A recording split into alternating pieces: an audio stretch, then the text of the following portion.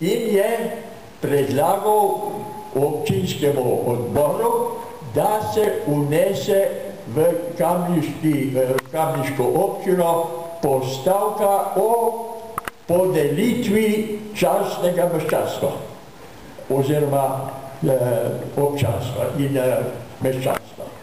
In res, Kradba je dosegel in njegov prvi predlog je bil: majstra moramo v Kamniku napraviti prvega častnega občana.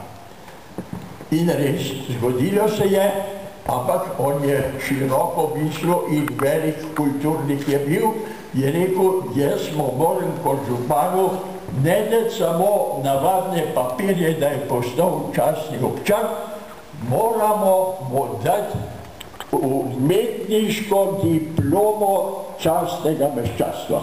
Prišel je k mojemu očetu in je rekel, sta se dobro poznala, in je rekel, ti poznaš vse akademske slikarje v Ljubljani in v Sloveniji, izberi enega, da bo naredil osnutek za diplomo.